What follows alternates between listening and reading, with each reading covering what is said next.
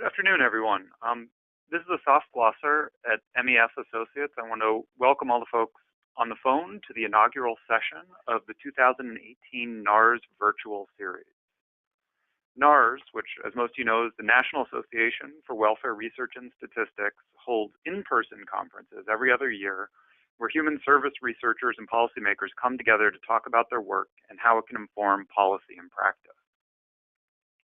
Beginning a couple of years ago, NAWRS began holding virtual events in years when the conference wasn't occurring. These events represent an opportunity to keep the NAWRS community engaged and to highlight interesting research and trends relevant to our membership. Today's panel is focused on innovative ways to communicate data, and it kicks off this summer's virtual series. Subsequent events, which I'll talk about a little bit later, which are coming later in the summer, are going to focus on human-centered design in the changing world of work. Today, we're fortunate to have three exceptional panelists whose roles really reflect the type of diversity we see in the broader NAWRS membership. Our first speaker is going to be Cambria Brown, who is recently a performance management and data specialist at the Colorado Department of Public Health and Environment. In that role, she was responsible for using state administrative data to inform her agency's policy and operations. She currently serves as a consultant to the company Health DataViz, and I think her applied experience in state government using agency data is especially relevant to the NAWRS community. Following Cambria's presentation will be David Yokum, who's going to talk about his work at the director of the lab at DC.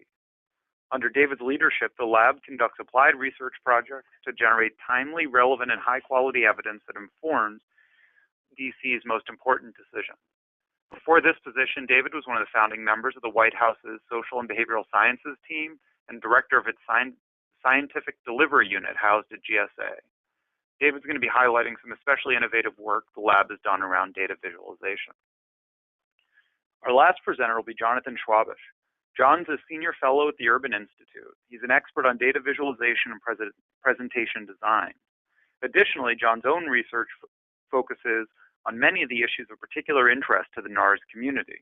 This includes income support, disability, food assistance, and related issues. John's also the founder of PolicyViz, which is a consulting firm that helps clients improve how they work and how they communicate with data and analysis.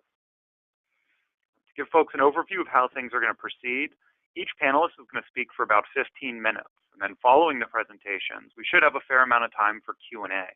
So you can use the chat and question functions embedded in the webinar platform to submit those, and you can do that on an ongoing basis, and we'll remain attentive to them. Before turning things over to Cambria, I do want to extend a special thanks to the Urban Institute for sponsoring this event. And then in addition to Urban writ large for helping to make this happen, a couple folks over at Urban have been really critical to making this all go. So Joe Bush, and then also Teresa Anderson, who is also a NAWRS board member and leads a lot of NAWRS's marketing work. I also want to thank all the folks on the phone for taking the time to join this event today. I'll say at the outset, if you like what you hear, you're interested in learning more about NAWRS and what's on the horizon, you can go to nawrs.org, sign up for the mailing list. That's the best way to keep informed, both about upcoming events, next summer's conference, and other things we have going on.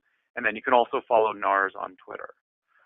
So without further ado, I'm going to turn things over to Cambria. Thank you, Asa. All right.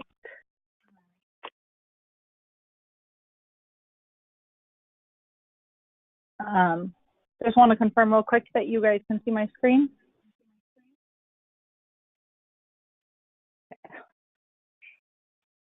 Great. Okay, so as Asa mentioned, I previously spent about 5 years at the Colorado Department of Public Health and Environment. And there I worked with data in a variety of ways, both external data dissemination and more so working on our performance management data. So really taking the agency to a place where we're using our internal performance measures to make decisions and learn and improve. But it's not an easy path. And so I'm really going to just share some of our experiences, our approach, and our lessons learned from trying to just build a better performance management system at a state government agency. So this performance management in government, it's not typically, at least for the Colorado Department of Public Health and Environment, or CDPHE, it wasn't typically how we did business. There were a lot of other drivers of people's daily work, which included things like grant requirements and regulatory standards. So this whole thing of doing performance management and looking at performance measures and evaluating how we're doing in relation to key goals and targets was just really not our primary driver. But there were external things that kind of required that we do performance management. So the standards and best practices for public health, it's the National Public Health Accreditation Board. You guys likely have similar standards and best practices. Also in Colorado, we have what's known as the SMART Act, which really required that we use our data to make data-informed decisions that improve government operations. So those are the two primary kind of requirements that we were having to follow. But most importantly, this is the driver for those drivers, if that makes sense, is that we really want to improve outcomes. So the better and more efficiently that we can do the work, the better that we can serve people with limited resources. So that's really the driver of everything. The problem is, after the SMART Act was implemented in Colorado, basically our state office of planning, OSPB, which is the state office of planning and budgeting, required that we submit metrics to them on a monthly basis. And so all of the programs across the entire department, CDPHE has 11 divisions. We covered both health and environment for Colorado, and about 1,300 employees. So all 11 divisions and the programs under them were required to submit data to OSPB on a monthly basis. And no one really cared what that data was. We were just meeting SMART Act requirements. So the OSPB wasn't really looking at them other than just making sure we were submitting our numbers. And we weren't caring about the data beyond the fact that we were meeting those requests from OSPB. So we called it feeding the beast. So just sending the numbers out, meeting those requirements, and not really using the data, not looking at them, not using them to make decisions. And I will say that one of the key drivers that allowed us to move forward with this work was getting a new director of our Office of Planning, Partnerships, and Improvement. So we did find that leadership within the organization is really key for building the culture required to drive this work forward in a meaningful way. And at the time we were forgetting, and again, that new director brought a lot of these lessons to us, that the reason you measure is to learn. That is the reason. And I don't know, hopefully some of you are familiar on the phone with this book by Ken Miller, so the We Don't Make Widgets. So this really it's a great book that has a lot of really applicable recommendations for how to use performance measures for quality improvement efforts. So the key is just that you measure, you discuss what's going on, you learn, you improve, you repeat. And it's an extremely iterative process, not only that using the measures to improve, but even just coming up with those measures, what they are in the first place. It's often really not easy in the type of work that we do. So the way that we really approached the solution to this problem of just feeding the beast with numbers was one of the key things was engaging everyone. So our CDPHE has a strategic plan, as many organizations do, and in prior iterations of the strategic plan, which is, that top layer guidance for performance management work, we had heard many times that the different programs across the department really didn't see themselves in that plan. So I mentioned it's a big department. Some of the issues would get prioritized on any given year, and everyone else kind of felt like, oh, well, it doesn't matter. It doesn't matter. We're not connected to the strategic plan. We don't see ourselves in it. So one of the first steps was just really engaging everyone. And so I drew this yellow circle here on the bottom that around our daily work. And that's why we built that pillar behind the goals of that particular year to say, yeah, of course, the few issues are going to rise to the top every time we do strategic planning, but that doesn't mean that all the important daily work doesn't really hold everything else up and isn't important. So that was one first important step. And I'm going to come back to the slide at the end if I have time, because I want to take you guys to our strategic plan online dashboard and just show you guys that real quick if I have time at the end. So just don't be surprised when I flash this back up in a few minutes. Another thing that we did was we really worked on developing meaningful measures. So the culture at the state agency around performance management was just, people were just really disgruntled. They were like, none of these measures mean anything to me. It's so time consuming to be inputting this data on a monthly basis. It's just a time suck and it doesn't add any value to my life or to my work. So the first step was discussing, meeting with programs and divisions across the whole department and completely revamping their measures.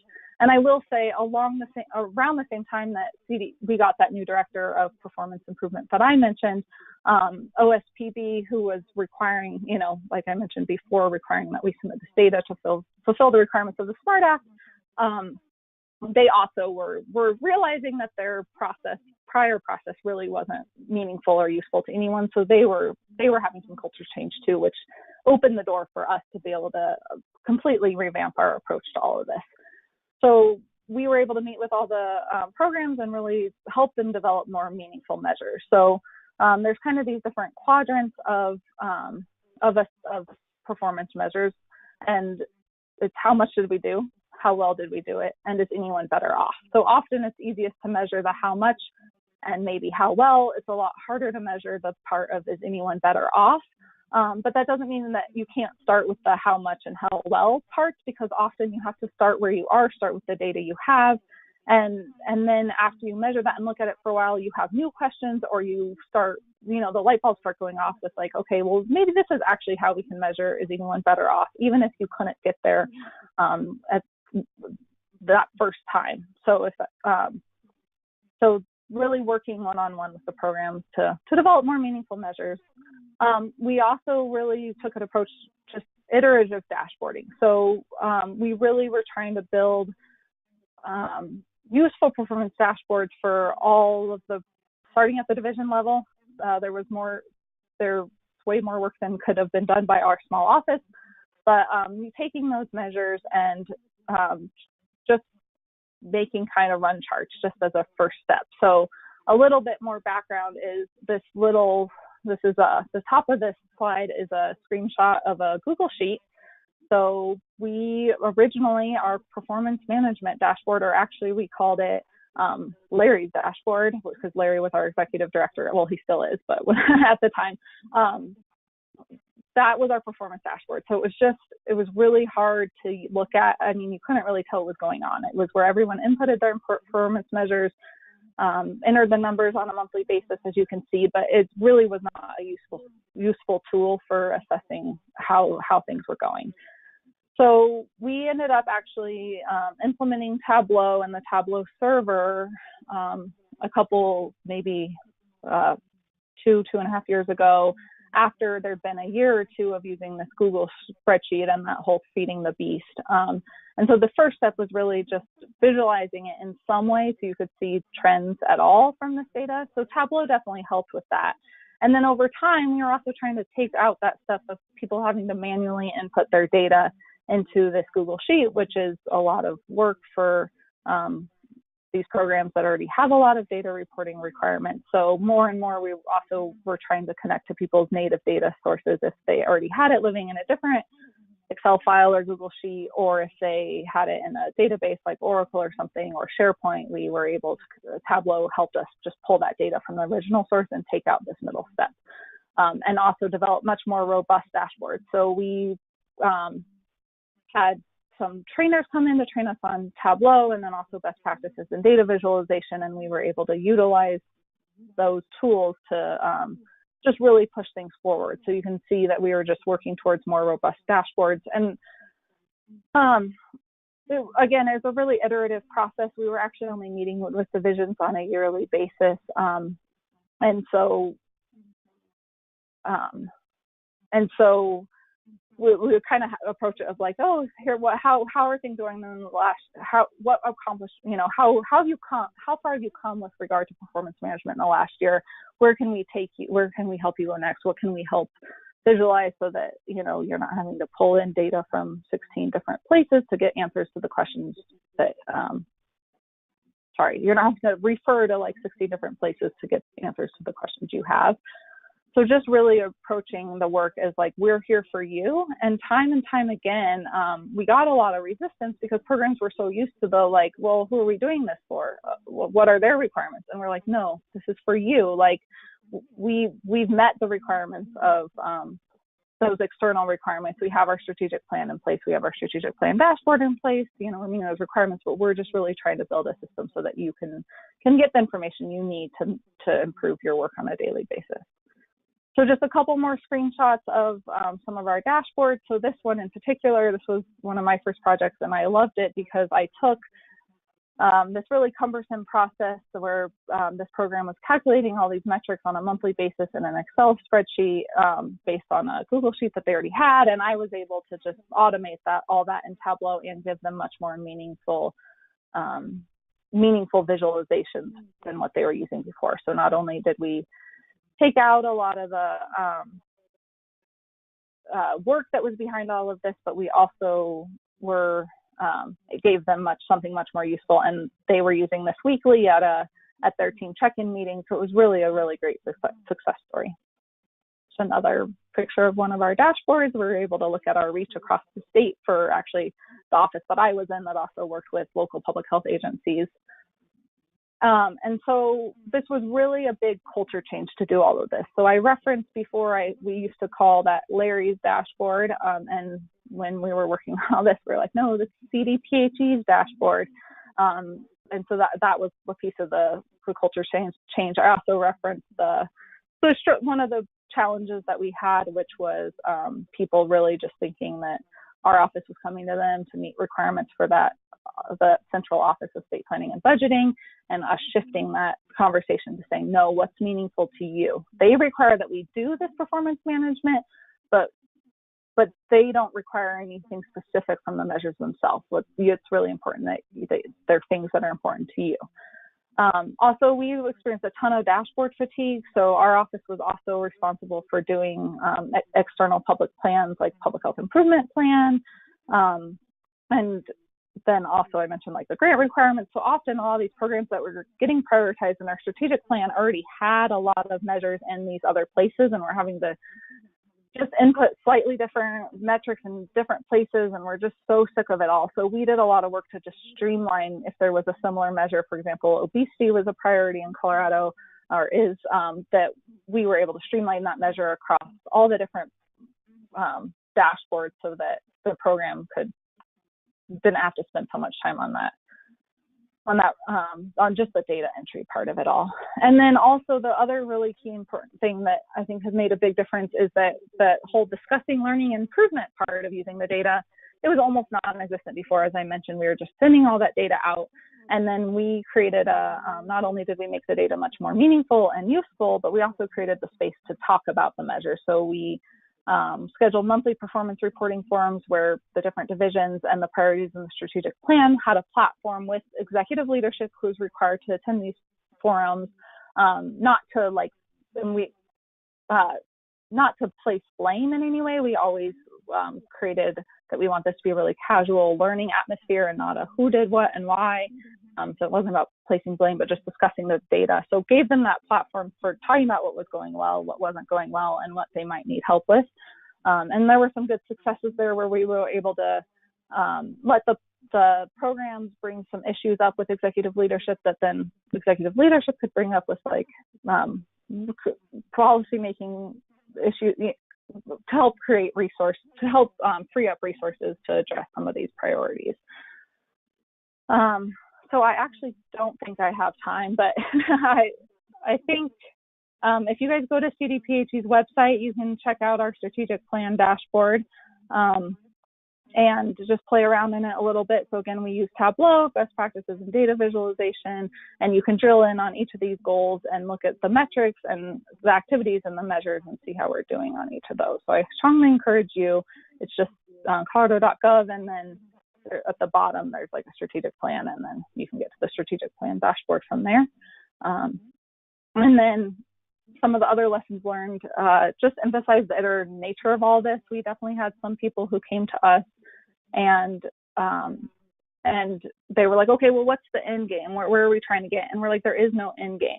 Like, the better that you get at this, the more you're going to decide you need to change your measures. You need to visualize them different, because you're having those conversations and you're finding that your dashboard may not give you all the answers you need to make the decisions that you need to make. So it's just never ending, constantly iterative. Also, pick your battles. We decided to focus our energy on the programs and divisions that were really poised to make progress in this area, and not, rather than spend a lot of time on the ones that were, more stuck in their ways and really kind of married to the way that they had been doing things. So that just let us make more progress with less effort, because we were like a 1.5-man shop covering all 1,300 employees. So also, technology helps us, definitely not the be all end all. So purchasing Tableau helped us a lot of this, but I would say way more important was the culture shift and the one-on-one consultation with programs, and the making that space to have the conversation. So technology was a good tool, but it's definitely not the solution. I also think internal and external transparency. So I showed you that screenshot of our, had a bunch of links to all the performance management dashboards. So we posted them up for the rest of the department to see on our intranet site regularly, or as they got developed, so that just to have that transparency. And then that strategic plan dashboard, which is publicly available, I just think helps people feel like this work is meaningful. I help and just holds the department accountable for making the progress that we've committed to making. And then finally, just that alignment and efficiency of reporting to not to exhaust people. And I just wanted to share my contact information and also the contact information of the director, because she's still at CDPHE. So if anyone was interested in getting in touch, I'm more than happy to answer questions. I just left recently, so I'm pretty up to date on what's going on there. But if anyone wanted to get more in touch with the office directly with someone who's still there, Heather is more than happy to field questions. So with that, I will pass it off to David. Hopefully.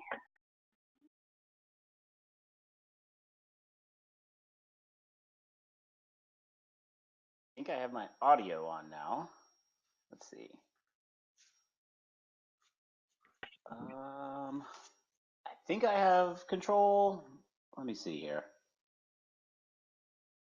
Yep, you do. I do. What do you see? Do you see? It looks like your kid and your wife maybe.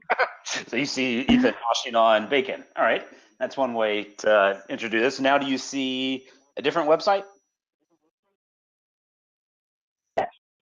Great. I will take over then. Cambria, very well done, by the way. That was interesting. Well, hello everyone who is anonymously out on the internet. My name is David Yokum. I'm the director of the lab at DC. I'm gonna talk about an example of a field experiment that we ran at the lab. And so it's a different sort of thing than the kind of continuous performance management dashboards that are the kinds of examples that Cambria was talking about. And instead, a moment where we were trying to answer some questions about a particular policy and program that went out into the field, namely a new body-worn camera program. So police officers wearing cameras. I'll pivot in this by just saying a little bit about the lab at DC. If you haven't heard about us, we're a relatively newish entity on the block and maybe structurally a little bit unique for government. We're kind of an applied research team based directly in the city administrator's office. Got about 20 scientists with us that also have partnerships with scientists across other agencies and with universities and research centers throughout the district. And the website I have up here, the lab.dc.gov, I'm kind of showcasing in case you want to come and learn a little bit about the work that we're doing. There's some things you can sign up for if you want to listen to the podcast. We have a open science framework page where you can learn about all the different projects that we're doing. We also have a GitHub page that if you want to use some of our code or other things that we're working to, we're trying to kind of give away all of the things that we're doing, and hopefully if you see something that you can improve upon, would be very eager to kind of learn about it, the improvements that you made. But the example that I'm going to use is, as I mentioned, with body cameras. And I come at this by way of thinking about, data visualization really as just one part of storytelling. about what we're learning based on a combination of not only data, but other types of observations, and trying to really craft a narrative based on that data in a way that's compelling to decision makers, ultimately prompting them to think differently about the policy or program space that they're overseeing, and actually, spend money differently, change the law, change how they're staffing, something like that as a function of what we're actually empirically observing. And to get that right, there's a lot of things that have to go right. You need the data to be collected right. You do need compelling visualizations, but there's a lot of other storytelling that has to go around it. And for me, I think there's three parts of that storytelling that I kind of wanted to hit upon. And what I'm showing you now is bwc.thelab.dc.gov. So you can come back and play around with this if you want.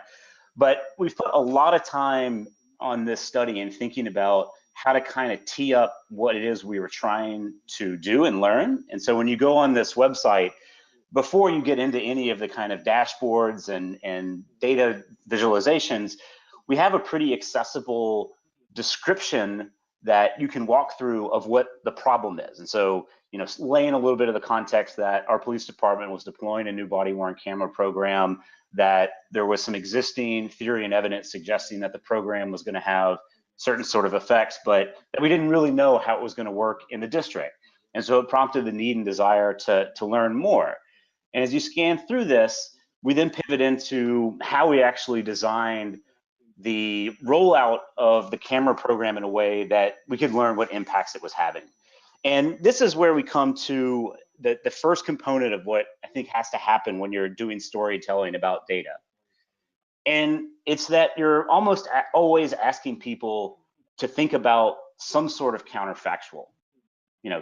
You're seeing data, and what you're trying to do is prompt them to think about what is happening currently in contrast to what would have happened had we been doing something differently, had the law been different, had we been deploying a different program, had we been spending more or less money. Whatever the case may be, you're kind of doing this contrast between what's currently happening and what could have happened. And I think we often, when we're looking at dashboards, we do this implicitly in the sense that we're just looking at time trends as what the change is, under the assumption that if things continue in a constant way over time, that's no change. But if we see something going up or down over time, it's been caused by the policy or program. But of course, things can go up and down for all kinds of reasons, not necessarily the thing you've changed in the world. And so sometimes getting a handle on that counterfactual can be tricky. And so what we did in this study is use a randomized design, or this kind of goes by different names: field experiment, a randomized control trial, a randomized field experiment, an A/B test. Essentially what you need to imagine is flipping a coin, and if it's a heads, we give an officer a body-worn camera. If it's a tails, we don't. And we flip this coin for all of the different officers throughout the force. So we get on one side all the heads and give them cameras, and on the other side all the tails, and they don't get cameras. And these are the two groups that we're going to actually compare over time. This is the same method that, for example, we require drug companies to use whenever we want to test a new drug. So, if you want to know whether Tylenol reduces headaches, you don't just give Tylenol to a bunch of people and see what happens over time, because headaches can come and go over time. You also wouldn't want to just let people volunteer, because the type of person who might come in and volunteer to take Tylenol might just have more headaches to begin with. And so when you compare it to the people that don't volunteer, it just looks like Tylenol is doing worse, but it just turns out that that group already had more headaches. And so in this instance, you use the coin flipping or the randomization as kind of the great equalizer to set up two groups that you can contrast. And so in this instance, you would expect, for example, if you're going to look downstream, as we did, at questions about whether the cameras reduce the likelihood that force was going to be used, or reduce the likelihood that a complaint was going to come against an officer. You might worry that some officers are just more or less likely to use force. You might worry that there are crime trends happening over time. All of those things can be true, but because we randomize, it kind of equalizes out. You have officers in the heads and tails group who are more or less likely to use force, and over time, if there's some change that happens, it happens to both groups at the same time. And so on the website, we talk a lot about that. If you click on some of these website hyperlinks here, it brings you into a more detailed description of what we did. So we pretty deliberately structured this in a way that we're imagining someone coming through the website who might want just a very, very brief description, who might want to click and understand more about what we did, who might need help with certain terms. And so at certain places, we have it set up to where if you click on things like this, you get kind of a definition that pops off to the side, and collectively kind of given a, choose your own adventure style here, to where if you want to dive really deep, you can. If you want to just continue in a faster pace, though, you can do that. You can do that as well. But the design here, we tried to really spell out how we're constructing this counterfactual to answer this question of what's happening and what would have happened if an officer had or had not had a camera. And when we get to the data, let me just skip down here to the results. This is actually going to be one of the only effect sizes that one of the only visuals that I'm going to actually show you. But it comes to what I think is a second key point about the type of storytelling that we're doing with data. And it has to do with not only thinking about this question of what would have happened, but giving a lot of concrete opportunity for people to think about, if there is a difference, how big is the difference, or what's the effect size? And so what I'm showing you here as an example of this is a chart on the left that's plotting the coefficient for what impact the body-worn cameras had on police use of force. So things like a tactical takedown, or pulling out a baton, or pulling a weapon. And there's two ways you can process this. On the left, if you're familiar with coefficient plots, where you have sort of a center dot that's showing you the best estimate, and the little wings coming off of there are the confidence intervals. If you've been trained in statistics, you can sort of jump immediately to that. But we also have on the right a more narrative description, where we try to explain in words exactly what this means. And in particular, so for instance, with this, it's asking everyone to imagine a group of 1,000 officers over the course of the year. And what we want to look at is the difference that would occur between 1,000 officers with cameras versus 1,000 officers who don't have cameras. And what you're seeing here with this estimate that we captured through the randomized field experiment is that that group of 1,000 officers with cameras is estimated to have about 24 more uses of force in a year than officers without it. And so it's kind of very concrete numbers we're trying to give here to give you a sense of how big the difference is, where oftentimes you'll see people kind of only say that something had a difference or not, increased or decreased, but doesn't give any sort of conveyance of what the effect size is, which if you're a decision maker, that's a real shortcoming, because you're constantly making trade-offs, and you really need to know something about how big the effect is so that you can make decisions about whether it's worth the time, the money, et cetera. And in this case, we're able to construct it in a very kind of physical way, like uses of force is a thing that we can count up. There are other times where the reduction or increase that you're measuring might be a little less obvious on how to describe the effect size in a concrete way, but I think there's almost always ways. And so let me give you a different example that's not on our body cam study of how this could work. And this is based off some research that was done on how people's ability to kind of think clearly tends to get affected in an adverse way whenever they're under a lot of pressure.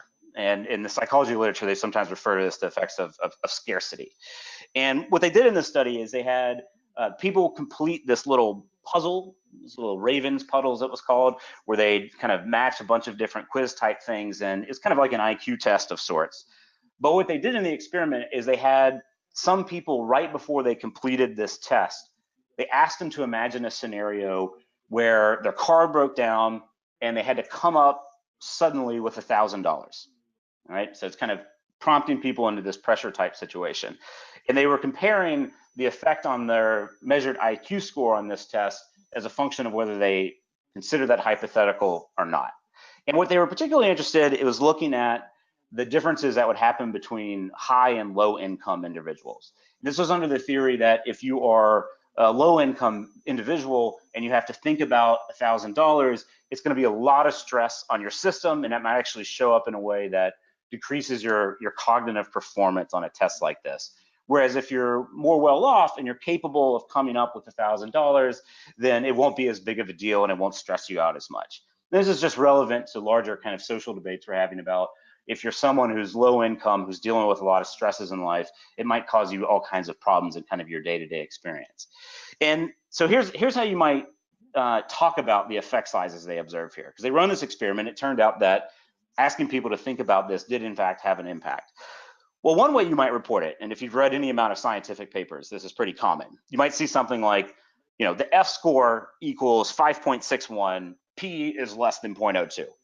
It's statistically significant. Thinking about this induces a state of scarcity and people do worse on the IQ test. End of story. If you're like me, that means nothing in terms of effect size.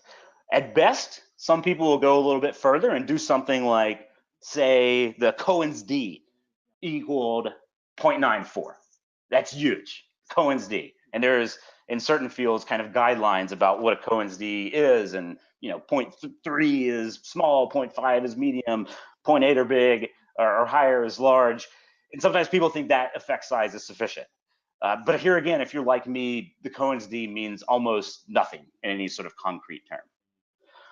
Here's another way you could do it, though, which is to think about how those effect sizes are equivalent to other types of effects on something like the score on that little IQ test. So for example, that Cohen's D of 0.9 I was talking about is equivalent to how you would score differently, how much lower your score on this test would be if you lost an entire night's sleep.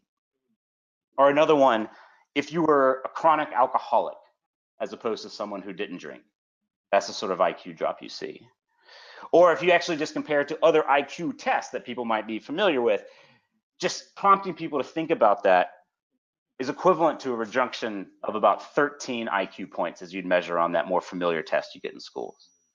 And so the point here is that I think all of those kind of equivalent ways of talking about that effect size of 0.9 Cohen's D or the F of 0.516, those latter two of which mean nothing to anybody, those other ones of a night's sleep lost, chronic alcoholism, losing 10 plus points on an IQ test are very, very concrete things that people can wrap their minds around in a very palpable, meaningful way. And so the insight here is that once you've kind of measured some sort of effect size, once you've captured that counterfactual, put a lot of extra thought into how to describe it in a very meaningful way that people can parse. The third one I would say here on the storytelling, you see it reflected in these confidence intervals of this little wing here, is given some sort of sense of how uncertain you are in the estimate. So the difference we see between these two groups, you would not expect them to be exactly the same. There's just going to be some chance noise that happens in the same way that if you flipped a fair coin 1,000 times, you wouldn't expect it to be literally 500 heads and 500 tails. You would expect by chance there to be, 510 versus 490, something like that.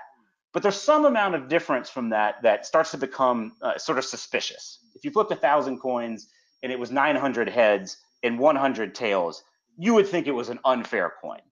And actually statistics gives us a way to kind of capture a little bit more precisely what that amount of deviation or fishiness needs to be before we conclude or think we've reasonably concluded that a difference is real.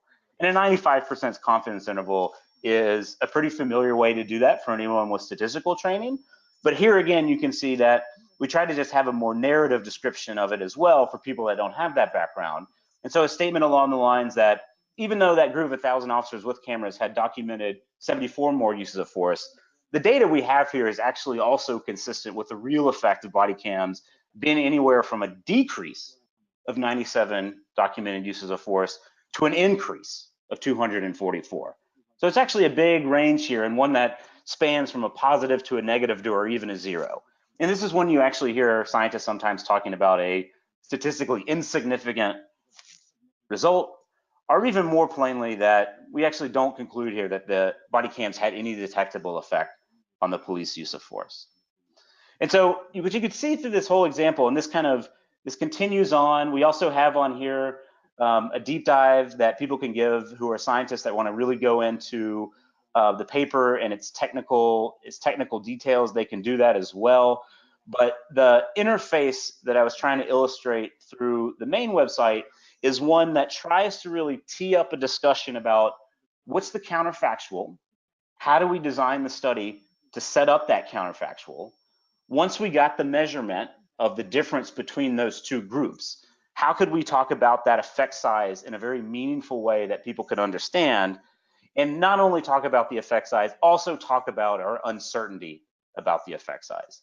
And I think all of these three things are really the key ingredients that if you're working with data, whether it's a field experiment like this, or frankly, even a dashboard or other things, you need to be putting a lot of thought into so that the sort of story you're trying to tell to influence what a decision maker does is as powerful as possible.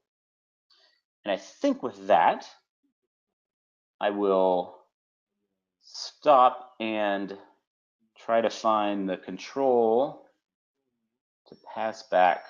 Here we go. You're gonna pass it over to me now? I am going to try to do exactly that. All right. New presenter.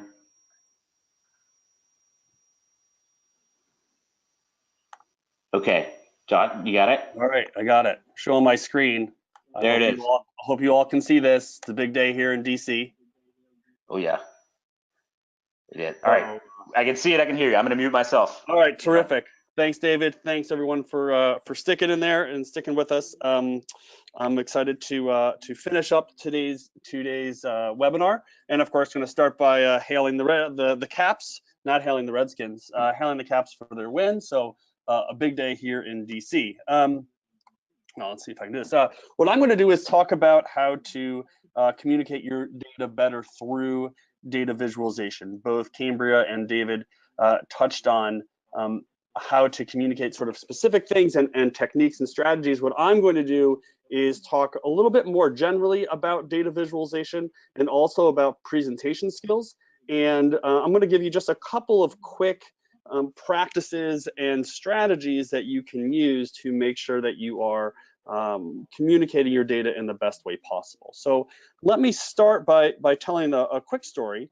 Charles Schwab, in the early part of the 20th century, as you likely know, owned a number of steel mills around the country. And in one of his books about communication, he tells a story about how one of his steel mills in Ohio was a rather underperforming mill. And so he would go around the country visiting the mills, doing quality checks and checking in. And he went to this one mill and he would ask the manager of the day shift, why are you so far underproducing? You know, why are you producing way behind the rest of the fleet in the company? And the day manager said, you know, I don't really know. We've tried carrots, we've tried sticks, we've tried all sorts of things, and yet we still can't quite increase the productivity. So Schwab turns to him and he says, okay, so how many units of steel did you produce today? And the manager says, well, we produced six heats. And so Schwab walks over to the wall and he grabs a piece of chalk and he walks back over and he writes a big number 6 in chalk on the steel mill floor. And then he continues with his tour the rest of the day and leaves. And at the end of the day, the night manager comes in and he sees the 6 on the floor and he says to the day manager, what's the story with the big number on the floor? And the day manager says, well, the big boss was in today and he asked how many heats we produced, and we produced 6 over the course of the day, and that's the number that you see there on the floor. And the day manager goes home to his family and he comes back the next morning, and lo and behold, the 6 has been erased and replaced with the number 7. And shortly after that, the 7 is erased and replaced with the number 8 and 9 and 10 and so forth. And slowly and surely, this becomes one of the more productive mills in the fleet in Schwab's organization. And this story, I think, just demonstrates the power of data, the power of visualizing data, and how it can both encourage us, it can help visually provide information to us so that we can find insights, we can make discoveries, and it also can encourage more production, in this case, in Schwab's steel mill. So why is that the case? Why is data visualization so important? Well, the main reason is that the more visual an input becomes, the more likely it is to be recognized and recalled.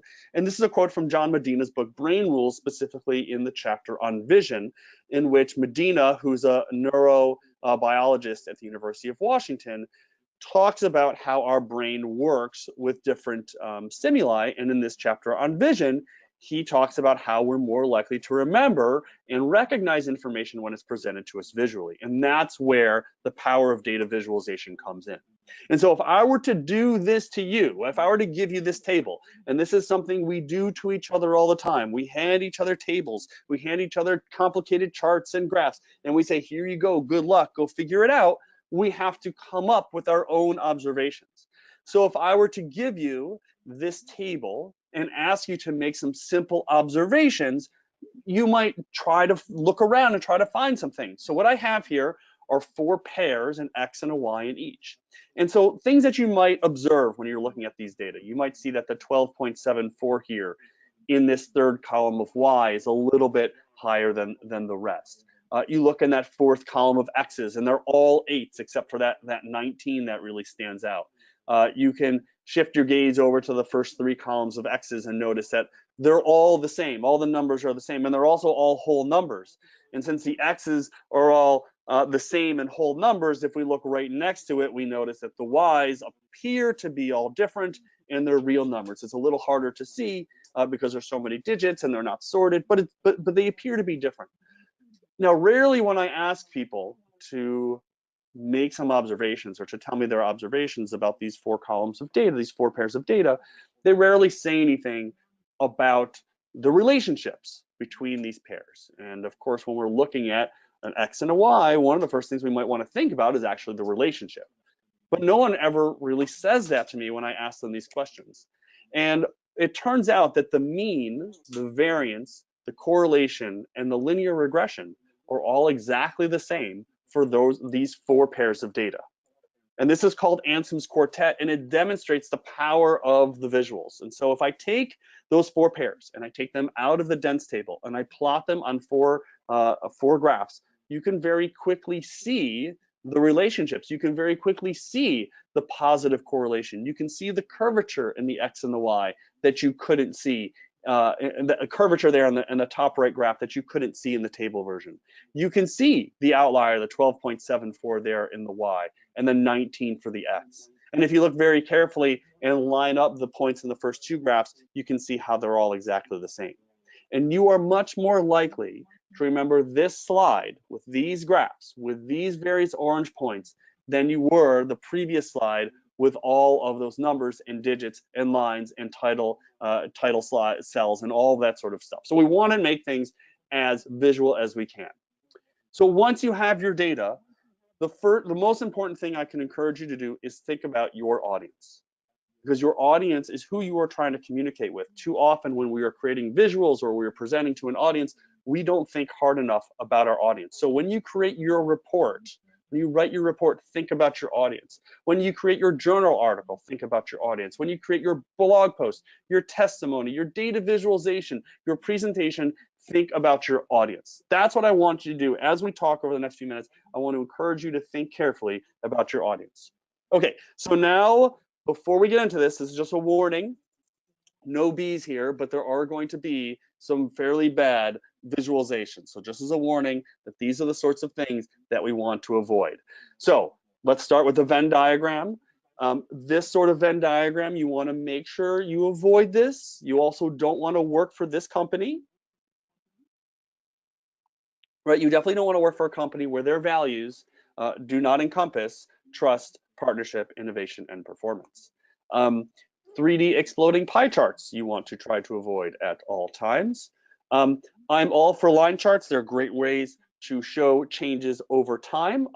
However, you do not need to actually plot the tax year for a line chart. That's not something you actually need to plot. You also really don't need to overlap multiple pie charts to show changes over time, nor do you need to stack this many number of variables with all of those different shades, colors, and patterns together. It is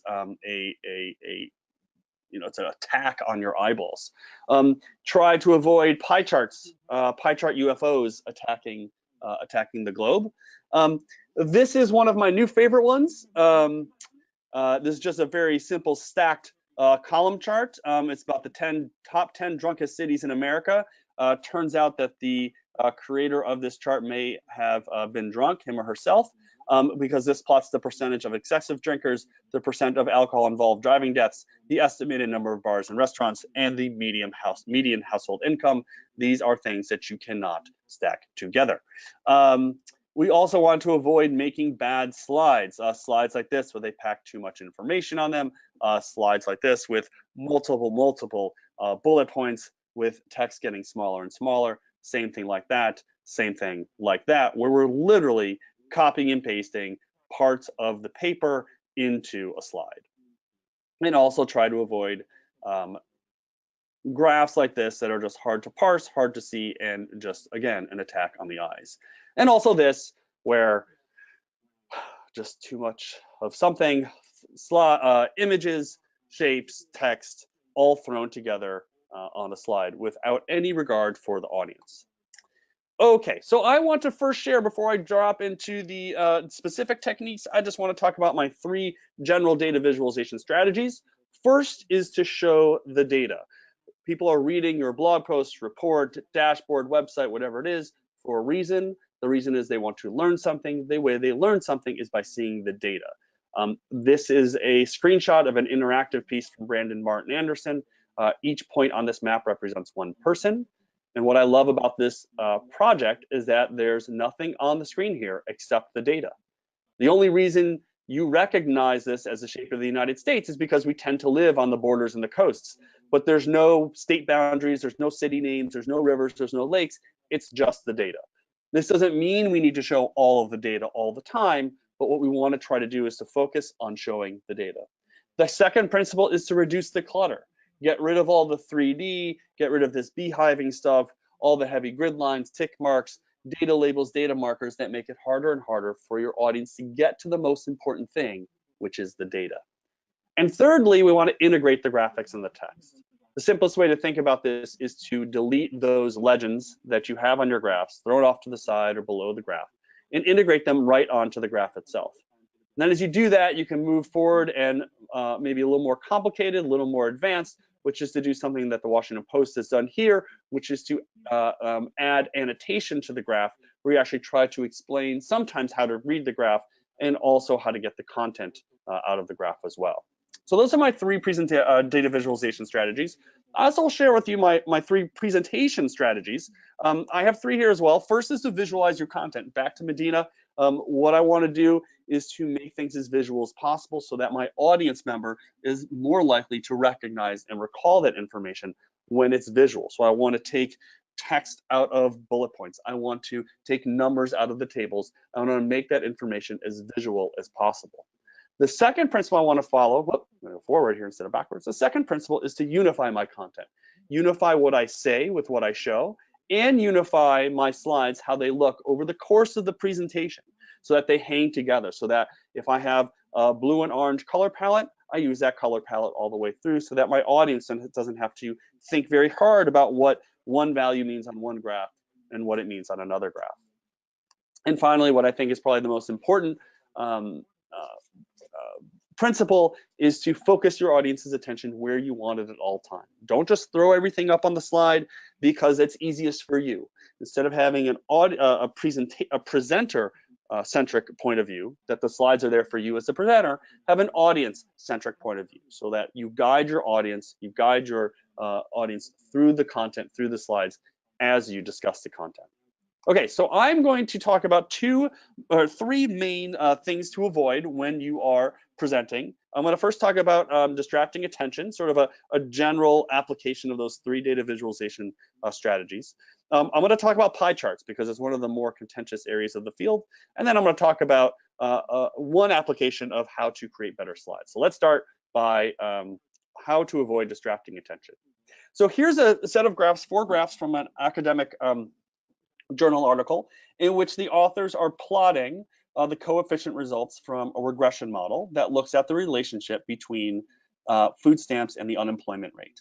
Now, when you look at this graph, when you look at this screen, your eye is likely gravitating quite quickly to that very thick horizontal line that is the 0 axis line. But that line isn't the most important line on the graph. The most important line on these graphs is the coefficient line, and that's the thing that we want to draw our audiences or our readers' attention to, not that zero-axis line. So that's the first thing to observe. The second thing to observe is we have these tick marks are all over the place. They're probably unnecessary. There are 4 y-axis labels that are all the same. There's 28 different percentage signs. Those are all redundant. We probably don't need all that. What I want to try to do is reduce the amount of non-data stuff on the slide or the screen or the page. The third thing we can observe is that these abbreviations make comprehension difficult. I don't know what WE stands for. I don't know what AO stands for. You would think at least that the journal would spell these out below the graph, but they don't. You have to go 15 pages earlier to find what the definitions are for these 4 abbreviations. Okay, and then finally, we have 2 data points that are actually not on the graph themselves. They didn't quite fit on the graph here, so the authors just left them off. Okay, so what I'm going to do is I'm going to apply these 3 principles of show the data, reduce the clutter, and integrate the graphics and the text. So very simply, here's my first shot at redesigning this. So you can see what I've done here. I have lightened all of the grid lines. I left the zero-axis grid line slightly darker than the rest because it acts as a baseline. I have eliminated 2 sets of x-axis labels and 2 sets of y-axis labels because these charts are aligned horizontally and vertically. And I spelled out all of the abbreviations, so now you know that WE stands for Welfare Cash Assistance, and I moved the word caseloads, which appeared 4 times in the original, I moved that right into the title itself. And so we can go in, once we have this, it's a starting point, we can go in, maybe you want to have those labels, those axis labels back on the graph. Maybe you want to have dashed lines instead of solid lines. Maybe you want to add color or color this in, or maybe even try an entirely new graph type.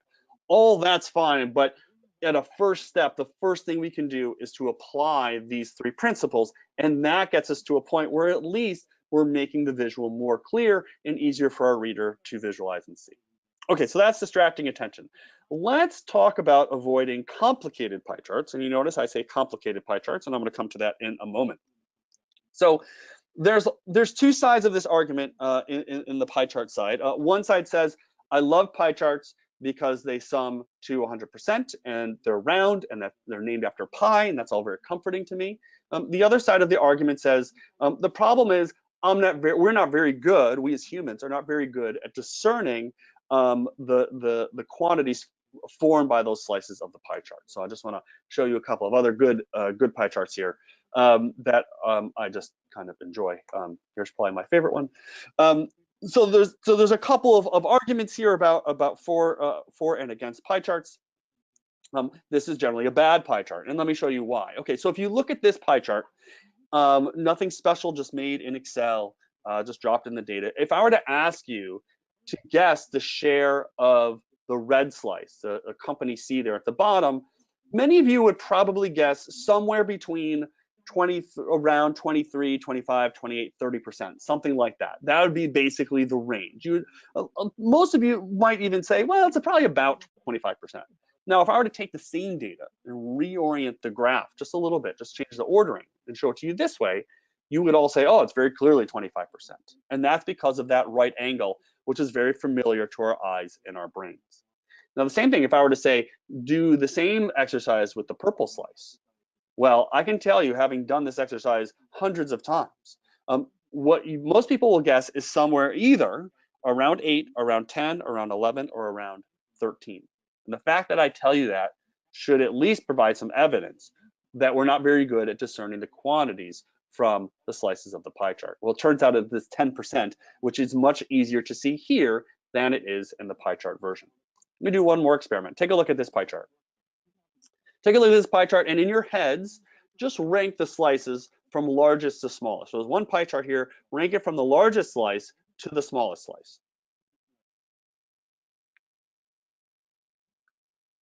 Okay, now let me show you the column chart version. Were you close? Did you have it right? Even if you did, I think we could probably agree that the column chart version on the right, it's much easier to see the relative rankings of the 5 slices and also the difference between the 5 slices in the column chart version than in the pie chart version, because we are better able to discern the quantities from the length of the heights of the columns or the length of the bars. That being said, I do have a view that pie charts do have a place. I sit on the board of a local nonprofit in Northern Virginia, and my job on the nonprofit is to help with the slide decks, as you might expect. And we are undergoing a fundraising effort to expand the building. And the fundraising committee at our last annual meeting wanted to show this story, basically, that most of the funds came from a small number of large gifts, between $1 and $2 million or more than $2 million. And I said, well, I'm a data viz guy. I can't make a pie chart of this. It has to be a column chart, or it has to be a scatter plot, or it has to be something. And then I said, yeah, but our audience, they tend to skew older. It's a Tuesday night. Nobody really wants all the details. They just want to know the bottom line. They want to know this story. They want to know that more than half of the money raised thus far is coming from these very large gifts. And so the pie chart in this case actually worked. And this is the slide that we ended up on. And so you can see here what I did. I kept all the slices, but I grayed out the ones that are not important. And so I just focused on these 2 slices because they center around these key even percentages of 25%, 50%, or 75%. So I'm not sort of a person that believes that all pie charts are bad, all pie charts are equally terrible. Pie charts where you are focusing on a single number or a pair of numbers, that's probably a pie chart that can be useful.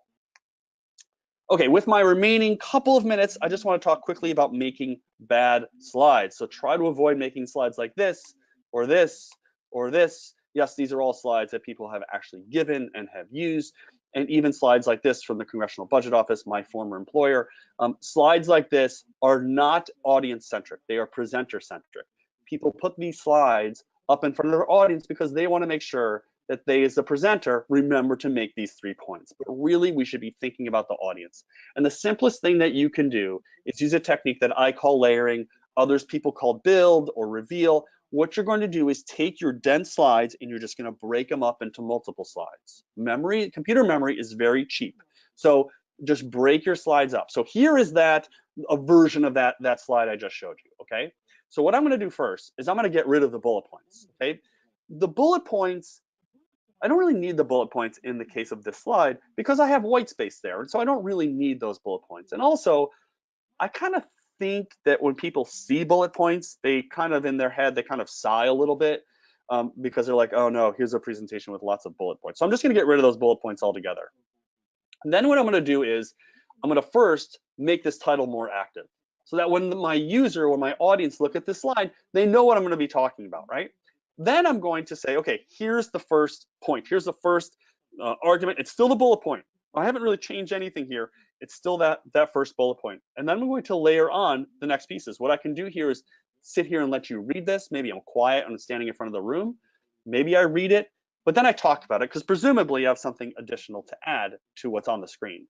Then I'm going to gray that out and I'm going to show the next bullet point. And I'm going to gray that out and do the third bullet point. So I layer the information here so that what I'm doing is I'm focusing my audience's attention. Remember that third principle at the beginning. I'm focusing my audience's attention where I want it by walking them through my argument. I can take this a step further. I have the focus. Now I'm going to use the visualize principle. Instead of those 3 bullet points, I want to make 3 very simple graphs. Federal healthcare spending is projected to rise quickly. Growth is even faster. All other spending is slightly faster over the past 40 years. And you are much more likely to remember these 3 graphs, right? Just the fact that they go up between the 2, you're much more likely to remember these graphs than the dense bullet points because we're much more likely to recognize and recall information when it's presented to us visually. So I just want to wrap up here by going back to those 3 principles. Again, if you can remember these 3 principles, apply them to your data visualization work, apply them to your presentation work, I think you and your audience and your reader will be better off. So show the data, reduce the clutter, integrate the graphics and the text, and visualize your content, unify it across your slides, and focus your audience's attention where you want it at all times. One quick plug. If you're interested, Thursday, day after tomorrow, I'll be in Chicago doing a data visualization workshop with a designer friend of mine, Stephanie Posovic.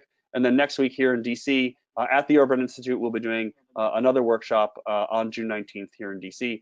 If you're interested in either of those, please send me a note. or just do a Google search for us and you'll find it on Eventbrite. So remember, what we're trying to do is take data and we're trying to get our audience to find insights and make discoveries, and we can do that by thinking more carefully about our audience, about our reader, about our user, and trying to make content that will help them as best we can. So I'm going to close up there, and I'll hand it back to Asaf. Thank you very much.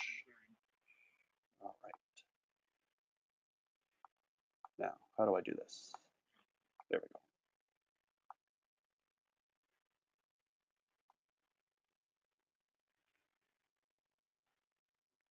go. Oh, sorry, I will. I think you have it now. Yep, I do. And thank you, everyone. While I play around with webinar technology, I just want to reiterate my appreciation for John, Cambria, and David for sharing that with us. I want to remind folks that we are recording this, and the hope is to post this, the finished webinar, on the NAWRS website at some point soon, so folks can get sort of the full presentations. And if you have specific questions, feel free to reach out to individual presenters. People can pose questions to the presenters using the chat and question function on your interface. And then I wanted to actually start off because I think, John, your presentation talked a lot about thinking about the audience and the information you wanted to convey. And I was curious to hear David and Cambria, from the two of you, a little bit about how you think about your audience. So who are the audiences, or were, in Cambria, your case, for the different work, and how have you thought about how to present your findings given those audiences?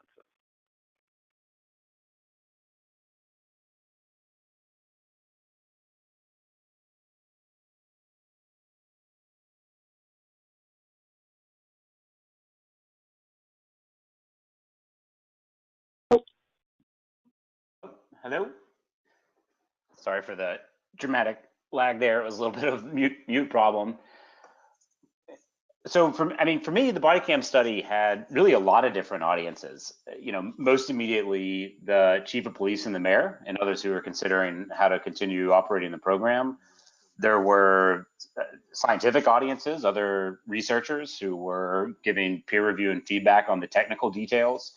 Everyday residents were an ultimate audience here who have a desire and right to understand how government is functioning, and other governments across the country and the world. And so I think you actually see reflected in the design of the website and the materials a lot of kind of layers of description, going from accessible narratives in plain language down to more technical, down to, you know, I flashed the report. There was another thing behind that of a technical appendix with pages and pages and pages of coefficient tables and things like that.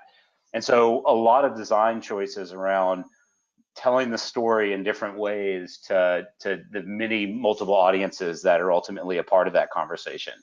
And maybe the one other thing I would add here is that even when we were talking to press about the study itself, invested a lot of time talking with reporters and really going through what the coefficient estimates mean, what confidence intervals mean, and kind of a lot of effort to make sure that everyone understood the things that we could learn from the study, but also those things that we couldn't learn from the study, because any data set or analytics is always going to have limitations.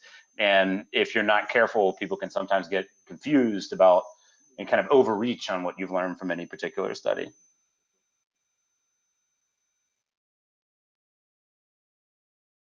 And this is Cambria. I would say that, so it's a little different because our main audiences for the performance management dashboards were actually internal to the department and the people closest to the work. So there were things we could do that, like, use acronyms, because the only people looking at it were the people who were really tied to that work. Whereas typically we would, you know, like John was saying, not make people work harder to figure out something, figure out what it's saying by having to look up an acronym. So for things that were external facing, like we actually had a dashboard for our public health improvement plan as well. We just tried to utilize a lot of those principles that John went over for best practices to just really show the key take home message and declutter and just so that people can see the data and see it within the context of the strategies that we're implementing to improve public health and environment. So yeah, just various, just kind of, we had the whole gamut in terms of internal and external audiences.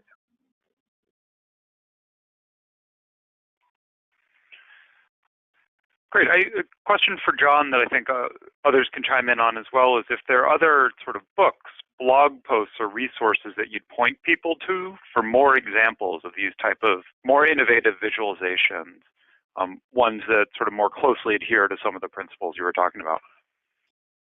Yeah, so there's a pretty, there's obviously a very active data visualization community. I think there's a few names of people that I work with and follow. Alberto Cairo at the University of Miami is one that I think everyone should check out. Andy Kirk, who is in the UK, is also one. And I think, in terms of best practices, who's doing best practices? I mean, if you read the New York Times, the Washington Post, the Wall Street Journal, Financial Times, The Economist, those are some of the places where I go to see some of the best work out there. They tend to have the best graphics and best graphics departments. There's lots of other people obviously out there, but I think those news organizations, along with those names that I just mentioned, Alberto, Andy Kirk, I'd add Cole Nussbaumer-Knaflic to that, who runs a website called Storytelling with Data, and of course my own website where I do a lot of remakes and tutorials about how to improve a lot of graphs. So that's something that I try to focus on a lot. But there are a lot of great people out there, and it's just a matter of looking around and finding them. We're all out there, so it's pretty easy to find us.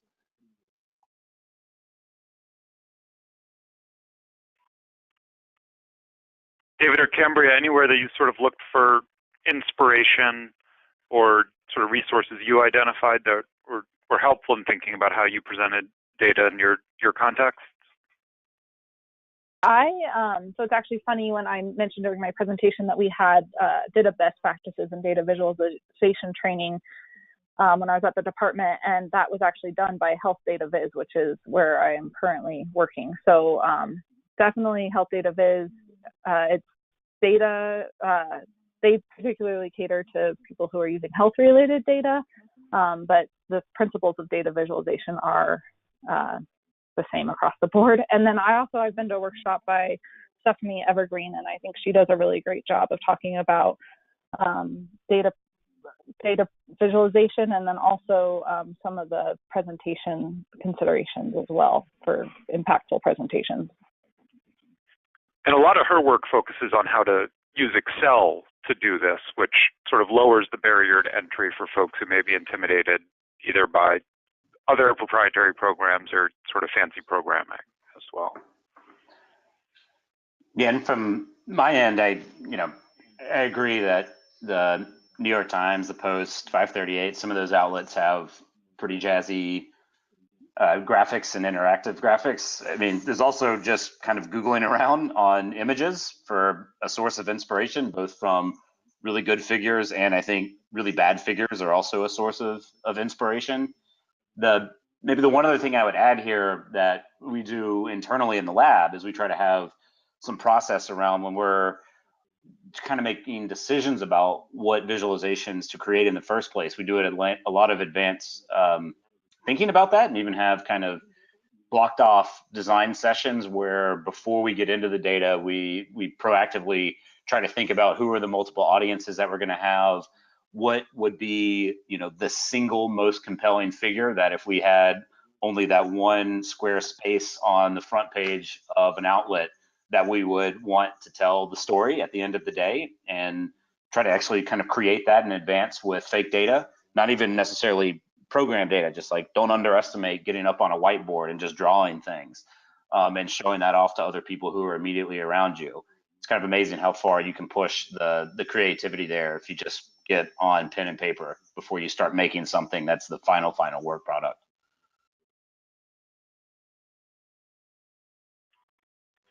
And somewhat related to that, I'm curious to hear from each of the panelists how you sort of strike the balance between really detailed data, so whether it's in sort of a performance management dashboard or results from a pretty complicated RCT. So having really detailed data that allows folks to see everything versus more easily understood visuals that do get at that sort of that main point, that front page, David, that you were just talking about. This is actually something that, oh, sorry. No, you go ahead. You go ahead. I was just going to say it's the approach that it's not unrelated to what John was talking about layering and presentations. The approach that we take at Health Data Viz is we often have a high-level dashboard that has the more summary metrics, and then a drill down approach. You drill down within that to get to the more detailed view. So you're not trying to look at everything at once. And also what happens is the user gets used to reading the dashboard when looking at that higher level summary. And then the drill down, the more detailed dashboards are formatted in very similar ways with similar visualizations. So you learn how to read it when you're looking at that high level overview. And then as you drill down and it gets kind of, I mean, I don't want to say busier, but it does get busier because it's at a more granular level. You've already learned how to read the charts, so your brain already can read them faster. So just the layered drill down approach is one way to do it. Yeah, I agree with that. And I think the example that I was given on the BodyCam website and report where you have appendices and hyperlinks and footnotes, it's kind of that, it's another strategy you can use to keep the core message tight, but signal to people that if they want to dive deeper on particular elements, they can do that. Another thing is just also having if you can do this, the raw data available in case somebody wants to really dive deep and create even their own visualizations or parsing of it. If you're able to kind of legally do that, that's a best practice to my mind. And in my sense is with some of the stuff you're doing with the open science framework, you can sort of see the path you've taken to get there and some of the sort of pre-specified goals that you have for these studies as well. Is that sort of the right way of understanding what you're getting at with that, David? Yeah, well, there's really two things there. I mean, one is giving people data so that they can visualize it in whatever way they want and maybe have a different analytic approach.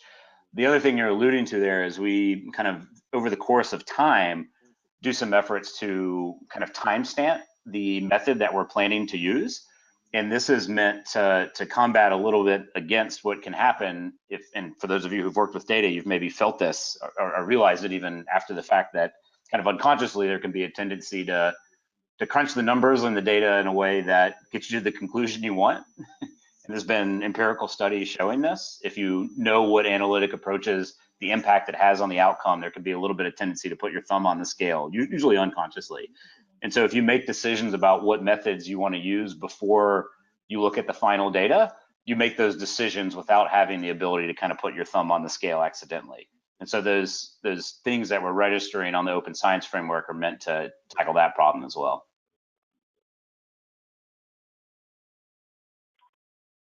One more thing. If they're not, oh, of course. Just sorry, one more thing related to that is sometimes the data analysts are not actually the best data communicators. So I think just acknowledging that as well, because I've met many data analysts who love the black and white table because everything's there and they're so used to reading it and they don't often know how to pinpoint that key takeaway or two that really needs to be communicated to the broader audience. So just finding those people that kind of can serve as a data translator or who can, not always your people who provide the data who can then identify is all I'm saying. Yeah. So I want to thank our three panelists again. I think this was really a fantastic set of presentations. There's a lot to take from it. Again, just as a reminder that the recording should get posted on the NAWRS website. I also want to draw your attention to the slide on the screen. I'm now sort of very paranoid that I've violated some of John's principles. But regardless, you can go to NAWRS.org to join the NAWRS mailing list, and this is a great way to learn about upcoming virtual events. So there's a human-centered design panel on July 12th, and then Later this summer, there'll be one on the changing world of work, dealing with issues about the gig economy and what that means for lower income populations and connection with the human services system. And then finally, next summer, so in 2019, the NAWRS conference will be in New Orleans. And so if you're on the NAWRS email list, you'll stay up to date on all the happenings associated with that. So in addition to our three panelists, thank you again to the Urban Institute for their sponsorship and for all of you for taking the time to sit in. Have a good afternoon, everyone. Thank you. Thank you. Thanks, everyone.